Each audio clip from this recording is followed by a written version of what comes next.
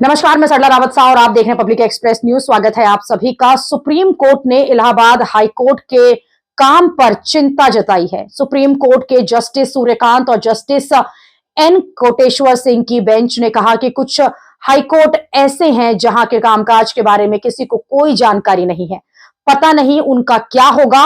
Allahabad high court उनमें से एक है। उन्होंने आगे ये कहा कि इलाहाबाद हाई कोर्ट में केसों की फाइलिंग बंद हो चुकी है, पूरी व्यवस्था चरमरा गई है। कोई नहीं जानता कि कौन सा केस कब लिस्ट होगा, पता नहीं आगे क्या होगा। मैं 4 जनवरी को वहां गया था, कुछ संबंधित जजों और रजिस्ट्रार से लंबी बातचीत की। ये सबसे बड़ा हाई कोर्ट है और उसकी हालत ऐसी है।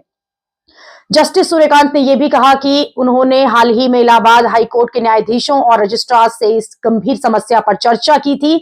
ये टिप्पणी मुख्तार अंसारी के बेटे विधायक अब्बास अंसारी की एक याचिका पर सुप्रीम कोर्ट ने की, जिसमें सुप्रीम कोर्ट में सुनवाई चल रही थी।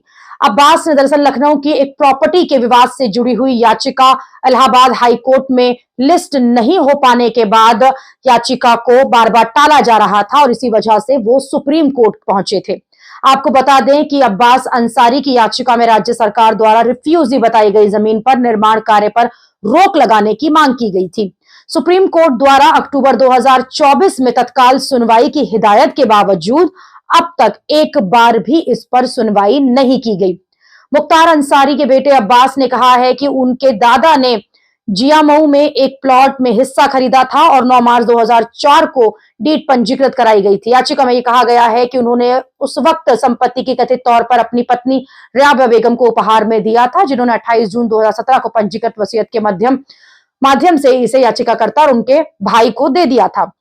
यह भी कहा गया है कि उपविभागीय मजिस्ट्रेट डॉलीबाग लखनऊ में कथित तौर पर 14 अगस्त 2020 को एक पक्षीय आदेश पारित करके भूखंड को सारी सरकारी संपत्ति घोषित कर दिया गया। इसके बाद याचिकाकर्ता और उनके भाई को अगस्त 2023 में बेदखल कर दिया गया इस प्रॉपर्टी से। इसके बाद अब्बास ने 2023 में हाईकोर्ट की लखनऊ पीठ में इस को लेकर एक याचिका दायर की और यह भी कहा गया कि ये प्राधिकारियों ने भूखंड पर कब्जा लेने के बाद प्रधानमंत्री आवास योजना के तहत उस स्थान पर कुछ आवासीय इकाइयों का निर्माण शुरू कर दिया है। लेकिन बाद में जब वो सुप्रीम कोर्ट पहुंचे और सुप्रीम कोर्ट की जो सुनवाई हुई थी 2024 अगस्त और अक्टूबर के बीच में, उस पर इलाहाबाद हाई कोर्ट ने कोई भी संज्ञान नहीं लिया, यानी कि इस पूरे मामले को लिस्ट नहीं किया। इसी को लेकर सुप्रीम कोर्ट ने चिंता जताई।